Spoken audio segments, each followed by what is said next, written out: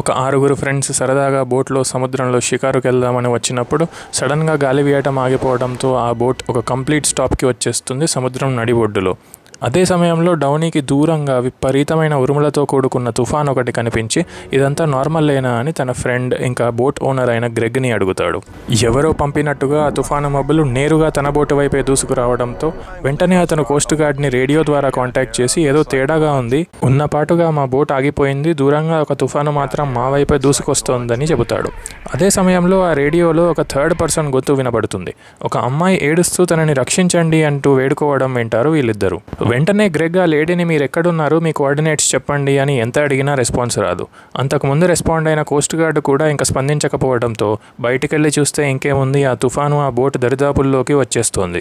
విపరీతమైన గాలులు ఆ బోట్ని అల్లకల్లోలం చేసేస్తాయి. తన ఫ్రెండ్స్ అందరినీ లోపలికి పంపించేసి గ్రెగ్ ఇంకా విక్టర్ ఆ బోట్ని స్టేబుల్గా ఉంచేందుకు చాలా ట్రై చేస్తారు. కానీ అది సాదాసీదా తుఫాను కాదు. నిమిషాల్లో బోట్ నీట మునుగుతుంది. ఆ బోటు మునిగిపోయిన మరుక్షణమే ఎవరో పిలిచినట్టుగా ఆ తుఫాను మబ్బులన్నీ క్లియర్ అయిపోయి మళ్ళీ సూర్యుడి వెలుగు కనిపిస్తుంది. లైఫ్ జాకెట్స్ వేసుకున్న వాళ్ళందరూ ఎలానో అలా బతికి బయటపడతారు. కానీ హెదర్ అనే లేడీ మాత్రం కనిపించదు. చేసేదేమీ లేక ఆ 5 ఇంకా విరిగిపోయిన బోట్ ముక్కలపై కూర్చుని కోస్ట్ గార్డ్ కానీ మరెవరైనా కానీ వస్తారేమో అనే ఆశతో వెయిట్ చేస్తూ ఉంటారు. అదే సమయంలో జెస్సుకి వెనకాల ఏదో కదిలినట్టు అనిపించి చూస్తే ఒక పెద్ద షిప్ వాళ్ళ వైపే దూసుకు వస్తుంది.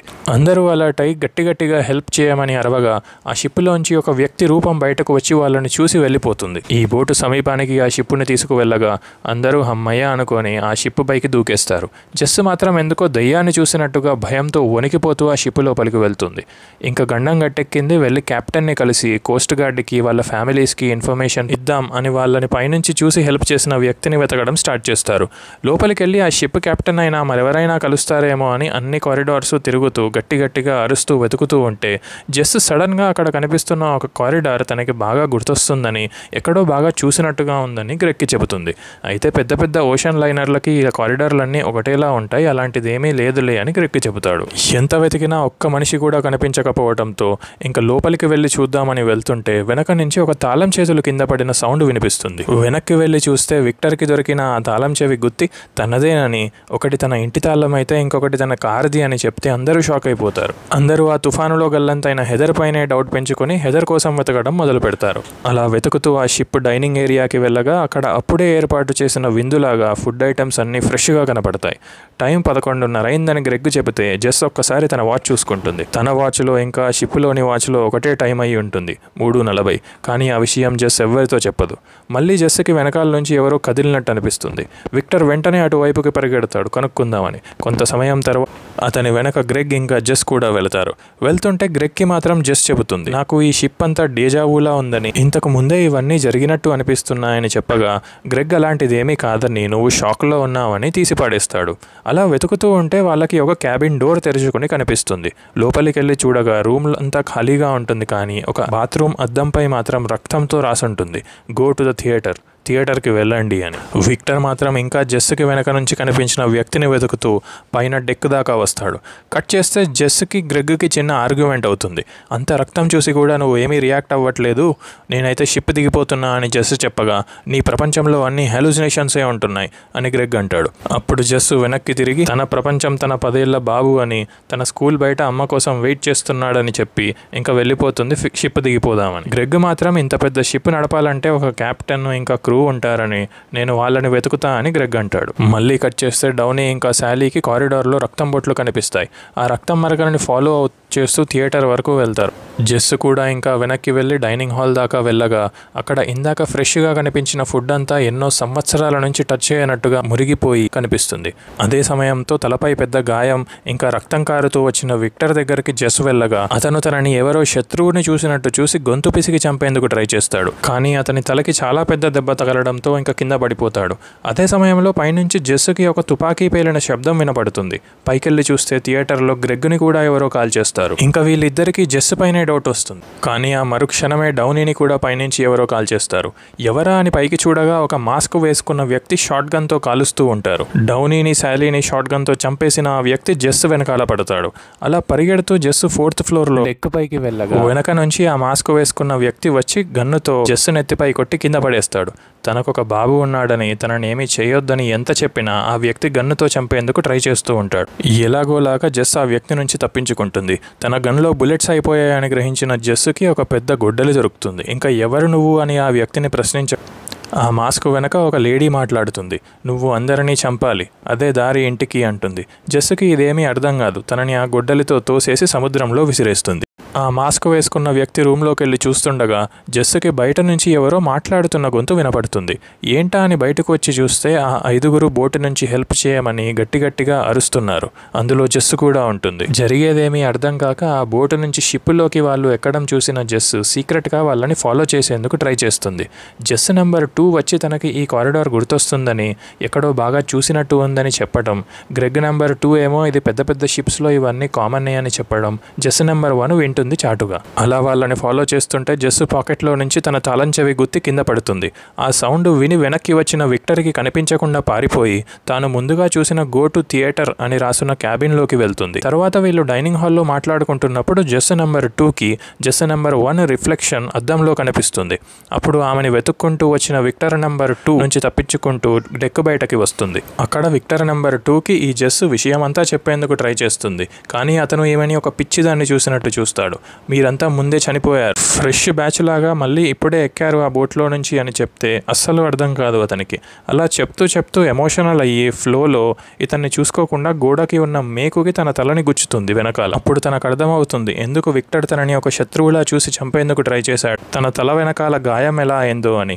ఇంకా వెంటనే అక్కడి నుంచి పారిపోయి లోపల ఉన్న ఒక లాకర్ రూమ్కి వెళ్ళగా అక్కడ 100ల కొద్ది పేపర్స్ కింద పడి ఉంటాయి. ఏంటా అని చూస్తే అవి ఇంతకుముందు తానే రాసి చింపేసిన కాగితాలు. అన్నింటిలో ఒకటే రాసి ఉంటుంది, వాళ్ళు షిప్ ఎక్కితే మాత్రం చంపేసేయి అని.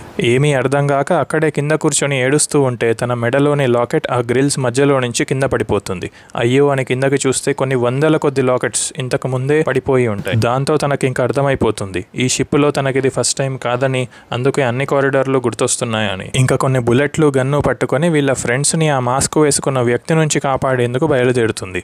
ముందుగా విక్టర్ కనిపిస్తాడు. అతన్ని కన్విన్స్ చేసి ఇంతకు ముందులా గొంతు పిసికి చంపకుండా ఆపేస్తుంది. ఇంకా థియేటర్కి వెళ్లే లోపే గ్రెగ్ని అయితే ఆ మాస్క్ వేసుకున్న వ్యక్తి షూట్ చేసేస్తాడు. కానీ డౌనీ ఇంకా శాలీని కాపాడగలుగుతుంది. మనం ఈ ప్యాటర్న్ని చేంజ్ చేయగలం, ఆ మాస్క్ వేసుకున్న వ్యక్తిని చంపగలిగితే షిప్ దిగేసి వెళ్ళిపోవచ్చు అని అంటుంది. నేను విక్టర్ని తీసుకొని వస్తాను, ఎవ్వరు కనిపించినా కాల్ చేయండి, ఎవ్వరిని నమ్మకండి అని ఆ గన్ ఇచ్చేసి బయలుదేరుతుంది చావు బతుకుల్లో ఉన్న విక్టర్ దగ్గరికి. కానీ డైనింగ్ రూమ్లో విక్టర్ కానీ అతని బాడీ కానీ కనిపించదు. రక్తపు మరకల్ని ఫాలో చేస్తూ బయటికి వచ్చేస్తుంది. కానీ విక్టర్ మాత్రం ఉండడు. అదే సమయంలో లోపల నుంచి ఒక తుపాకీ శబ్దం. కట్ చేస్తే డౌనీ ఇంకా శాలీ ఆ మాస్క్ వేసుకున్న వ్యక్తిని కార్నర్ చేసి బయటికి రమ్మని బెదిరిస్తారు. మాస్క్ తీసేసి జెస్ నేనే, ఏం భయపడకండి అని చెప్పి విక్టర్ మాత్రం సముద్రంలో పడి చనిపోయాడని, మీరు బ్రతకాలి అంటే నన్ను ఫాలో చేయండి అని వాళ్ళని ఒక క్యాబిన్లోకి తీసుకెళ్తుంది. అక్కడ వీళ్ళిద్దరినీ చంపేందుకు ట్రై చేస్తుంది మాస్క్ వెనక జెస్.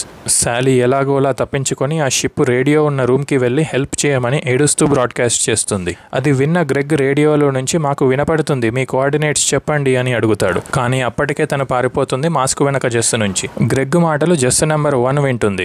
గ్రెగ్ నీకు వినిపిస్తుందా, నేను జెస్ని అని చెప్పేందుకు ట్రై చేస్తుంది. కానీ అప్పటికే గ్రెగ్ రేడియో బ్లాక్అవుట్ అయిపోతుంది. జెస్ నెంబర్ 1 తనను వెతుక్కుంటూ డెక్ పైకి వచ్చి చూసేసరికి కొన్ని 100ల కొద్ది శాలీ శవాలు పడుంటాయి కడుపు పైన కత్తిగాయంతో. నువ్వేం భయపడకు, నేను కాపాడుతా అని శాలీకి చెప్పే లోపే తన ప్రాణాలు కోల్పోయి కింద పడిపోతుంది. కిందకి చూస్తే మాస్క్ వెనకాల జెస్ ఎవరినో గొడ్డలితో నరికి సముద్రంలో విసిరేస్తుంది. అయితే శాలీ చనిపోయిన మరుక్షణమే ఇంకొక బోటులో ఉన్న ఆ 5గురు షిప్ వైపు చేతులు ఊపుతూ హెల్ప్ చేయండి అని వస్తారు.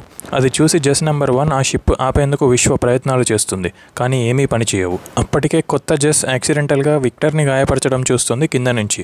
పైకెళ్ళి నువ్వేం భయపడకు, నేను నిన్ను సేవ్ చేస్తా అని చెప్పి లోపలికి వెళ్తుంది ఒక క్యాబిన్లోకి. అప్పటికే మాస్క్ వెనక జెస్ డౌనీని ఆ క్యాబిన్లో చంపేయటం చూస్తుంది. బాడీని దాచేసి ఆ క్యాబిన్ బాత్రూమ్ అద్దంపై థియేటర్కి వెళ్ళండి అని రాసి డౌనీ బాడీని నీళ్లలో పడేస్తుంది. అప్పటికే థియేటర్లో బుల్లెట్ గాయంతో చనిపోయిన గ్రెగ్ బాడీని కూడా దాచేసి చేసి డైనింగ్ హాల్లో వెయిట్ చేస్తున్న శాలీకి డౌనీకి థియేటర్కి వెళ్ళండి అని గ్రెగ్ అటు రమ్మన్నాడని చెబుతుంది. తాను మాత్రం ఇప్పుడే వస్తానని వెళ్ళి గన్ను, బుల్లెట్లు, మాస్కు తీసుకుని గ్రెగ్ ఇంకా జెస్ గొడవ పడడం చూసి జెస్ వెళ్ళిపోయాక గ్రెగ్ని ఫాలో చేస్తూ థియేటర్ వరకు వస్తుంది. కింద డౌనీ అండ్ శాలీ వెయిట్ చేయడం చూసిన గ్రెగ్ వెనక నుంచి గన్నుతో వచ్చి మాస్క్ వేసుకున్న వ్యక్తిని చూసి నన్నేం చేయకండి, మా బోటు మునిగిపోవడంతో మేము ఈ షిప్ ఎక్కాం, దిగిపోమంటే దిగిపోతాం అని చెప్పి ఒక్కసారి తన కాళ్ళ వైపు చూస్తే అవి జెస్ చెప్పులుగా గుర్తిస్తాడు. జెస్ నీకేమైంది, ఎందుకు మాస్క్ వేసుకుని నన్ను కాల్చాలని చూస్తున్నావు అని గ్రెగ్ ప్రశ్నించే లోపే నిర్దాక్షిణ్యంగా తన షాట్ గన్తో కాల్చేస్తుంది. ఇంకా కింద వెయిట్ చేస్తున్న డౌనీ అండ్ శాలీని కూడా కాల్చేసి అప్పుడే అక్కడికి వచ్చిన జెస్ని కూడా కాల్చడానికి ట్రై చేసి మిస్ అవుతుంది. ఇంకా కొత్తగా వచ్చిన జెస్ ఎక్కడెక్కడికి వెళ్ళి దాచుకుంటుందో, ఎలా బిహేవ్ చేస్తుందో ఈ జెస్ నెంబర్ 1కి తెలుసు కాబట్టి తనని కరెక్ట్గా ఫాలో చేసి వెనక నుంచి గన్నుతో ఒక్కటిచ్చి కింద పడేస్తుంది. మళ్ళీ వీళ్ళిద్దరి మధ్యలో ఇంతకుముందు జరిగిన ఫైట్ యాజ్ ఇట్ ఈస్గా రిపీట్ అవుతుంది. కానీ ఈసారి జెస్ నెంబర్ 1 మాస్క్ వెనక నుంచి కొత్త జెస్ని చంపేందుకు ట్రై చేస్తూ ఉంటుంది.